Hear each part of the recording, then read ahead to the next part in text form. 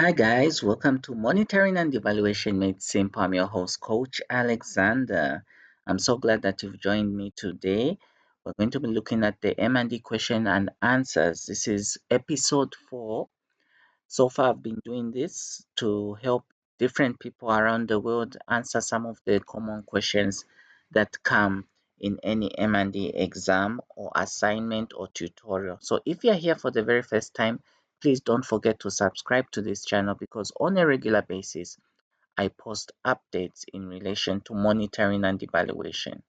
So without wasting much time, I want to run you through some of the questions that can come in a test or exam. But before I do so, I just wanted to let you know that we've just launched a new product, okay? We've got face masks that we are selling, branded face masks, and very nice t-shirts in case you want to buy. So if you want to support this channel through your contributions and through purchasing some of our products, we'll really appreciate. The link is in the description below. Okay, so now let's get started and understand the questions. All right. So this was given as an assignment last year in 2nd October 2020 to one of our students. Actually, it was a group of students really because we are running the coaching program, as you are well aware. We started the coaching program last year, and this year we just got in some new students in January. The next session, the next line of students will come in somewhere July. So please be on the lookout in case you miss the window. So now looking at this question paper, we'll just run through the questions and discuss so that you fully understand how these things should be solved. Okay. So now what is monitoring and evaluation? This is quite interesting because many people know what it is. They have an idea. But when it comes to explaining this in a question paper, you need to do so in such a way that you convince the actual marker that you fully understand this question very well. So monitoring and evaluation really is about tracking and about assessing whether a change has actually happened as intended. So it is a way to continuously improve on our implementation of projects and also be able to take ownership, build transparency and trust in the stakeholders. So if you are able to explain it within those lines as a summary, then that is well and good because all you're doing here is just really trying to give just a summary. Okay, but you find that actually the details of what monitoring and evaluation comes in the second question where it says state the 7 differences between monitoring and evaluation. So I'll give you some of the differences, but the rest of the differences you can of course research. You've got one difference, which is monitoring is continuously done throughout the life cycle of the project.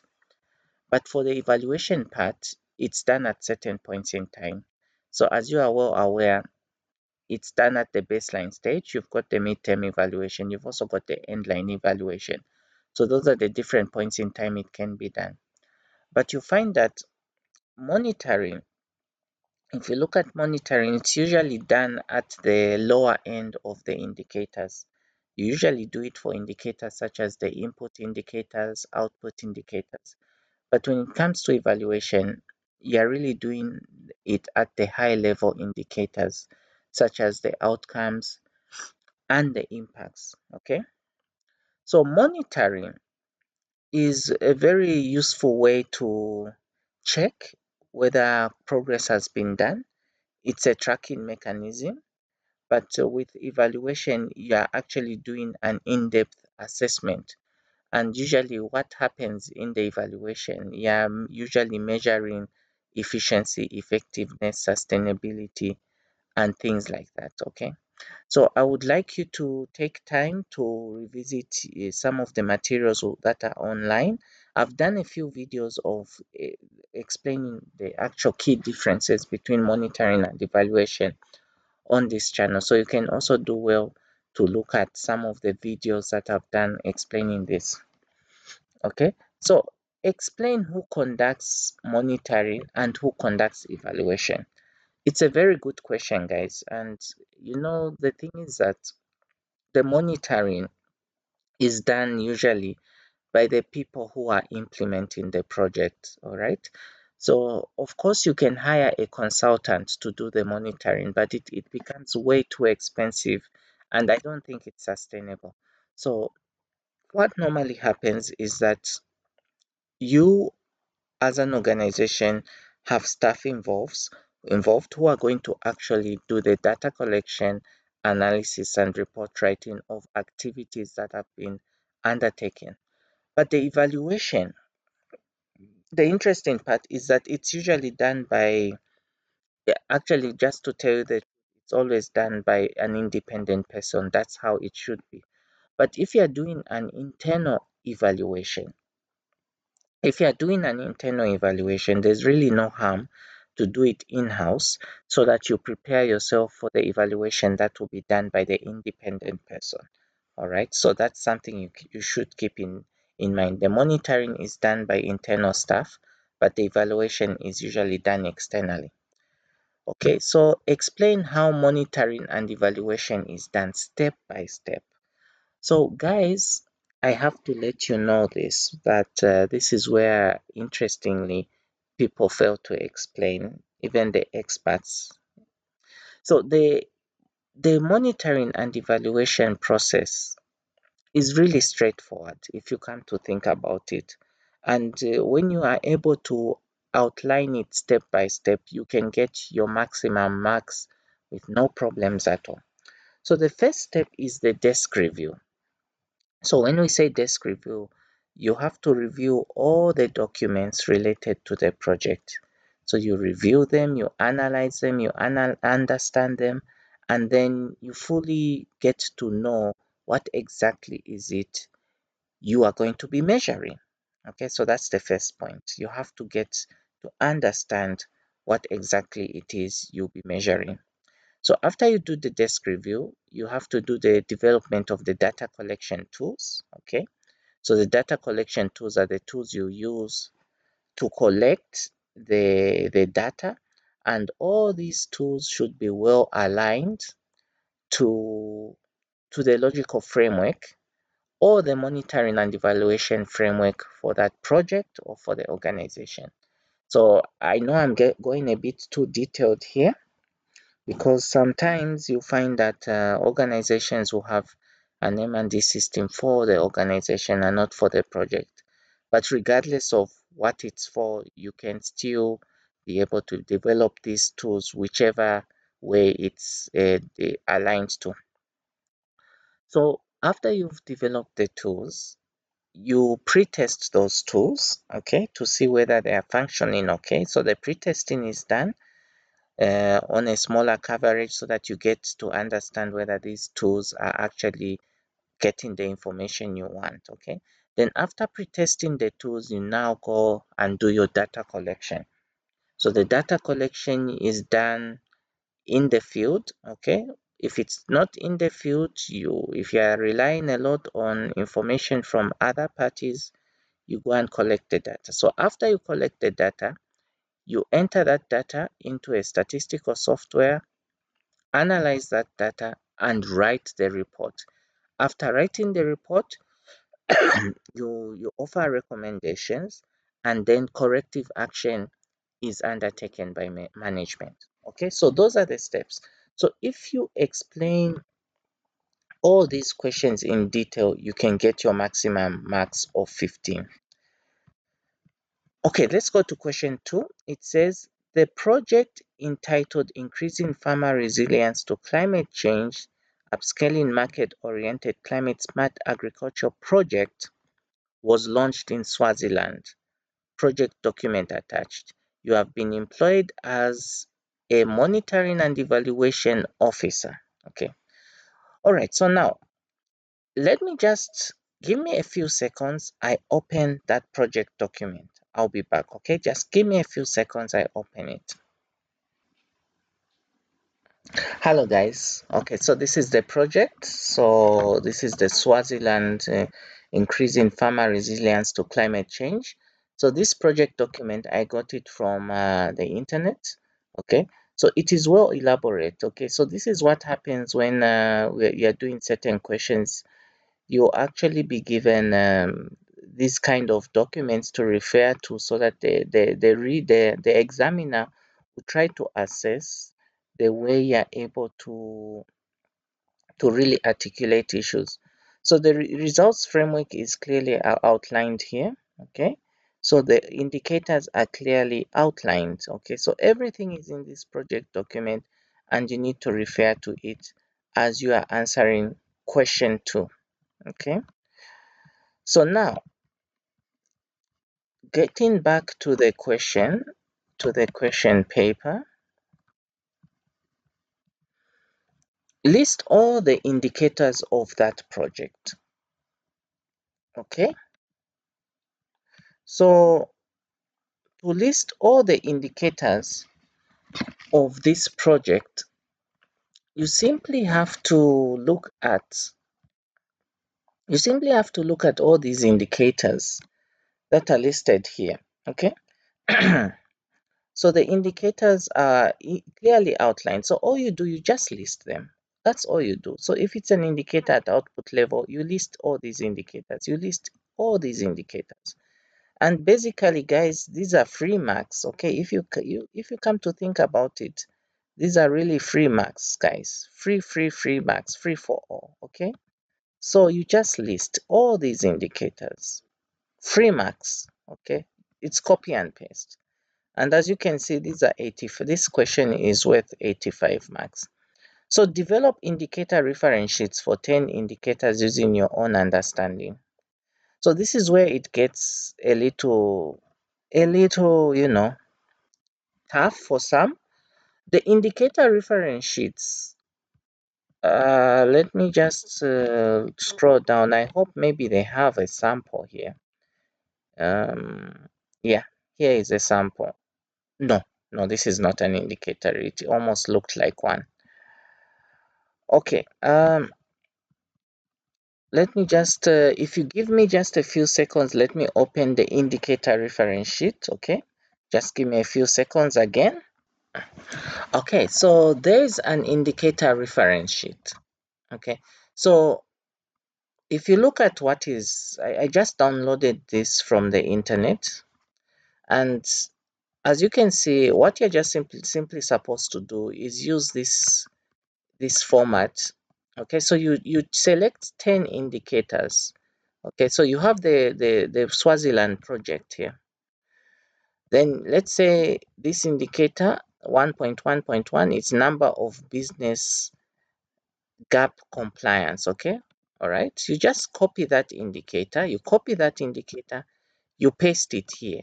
Okay, it's only that this is in PDF format, but I can't paste it obviously.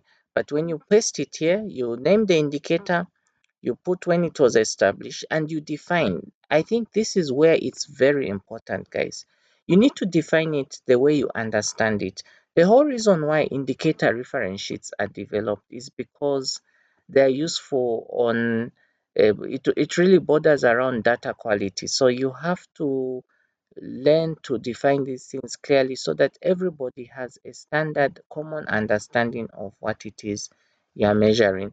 So you give the unit of measure. Okay, so definitely, since this indicator number of businesses or gap compliance, you simply say number. That's the unit of measure. You're really measuring the number of businesses, and then you mention the way it's calculated. Okay. Okay, so I guess that is okay. I'm sure you understand it. So look for, there are many indicator reference sheet templates online. I'll develop one so that maybe in case you want to download from me, I'll be I'll appreciate a lot if you want to download my material and use my material. Great. Okay, so develop data collection tools for the 10 indicators using your own understanding. So when you're developing tools, there's a video which I have on YouTube, on this YouTube channel, that briefly explains how you develop these tools. Please watch that video. I'll try to look for it in the link. I think this I can put it in the link. In case I won't be able to, I know the video is in the channel. So just look in the channel, you'll find it gives how these tools are developed. So you can develop tools for each of the indicators. Okay. So explain how you monitor and evaluate the 10 indicators you have chosen. So if you've noticed, this question is just the same as this. So you just explain the step-by-step approach. Okay. So also what I have to tell you is that you also need to mention, for depending on which indicators you've chosen, for the indicators that are at the lower end, the lower level indicators, those are the monitoring indicators. Those are the ones you monitor. But for the indicators at the higher end, those are the higher level indicators, which of course you can monitor them, but it usually works at the evaluation stage. So you explain that. Then you also explain how the indicators will be reported on. Provide a sample report in your own understanding. So a sample report, really, guys, when you look at this, the one thing I can tell you about question 2, it is very straightforward because it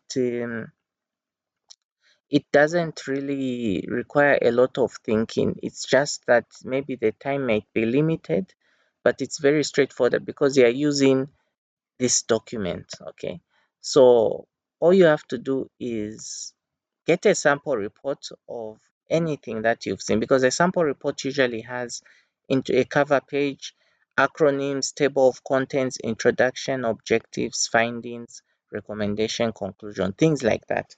So get a sample report and explain how you align that report to the indicators that you're collecting. So in your findings section, you need to report on each and every indicator. This question is not asking you to write a report. No, it's just asking you to provide a sample report, just a sample of how things would look. Then, what is a proxy indicator? Okay, this is a very good question. A proxy indicator is an indirect indicator. If you're not able to measure a certain indicator or a certain variable, you can use a proxy that can give you an indication of whether any change has happened or not. Take, for instance, let's look at climate change. We all know that most projects are not able to measure CO2 emissions. Okay, you can't measure that. But instead of using CO2 emissions as a direct indicator, you can use an indirect indicator to give you indications that maybe there has been some kind of change. So for instance, an indirect indicator to measure whether climate change is positively impacting the communities is probably to see whether the crop produce has increased, because if there's a good climate, it will favor high production of crops. Okay, so that's an indirect measure. You're not directly measuring CO2 emissions, but you're looking at it in terms indirectly to see whether, okay, if the climate has improved, then indeed there'll be high crop production. But of course, we both know that crop productivity is also dependent on fertilizer and things like that. Okay, so I really hope you enjoyed this short tutorial. Okay, I'll call it a tutorial. So in case you want you want me to provide you answers to these questions the way any examiner would, you can write to me, we can talk, but it will be obviously at a fee, because these things don't always come free, because you have to understand that I also have a lot of students who I'm busy with right now, but I'll be happy to help. Please write to me. So until we meet again, don't forget to subscribe to this channel. Until we meet again, see you on the other side. Bye.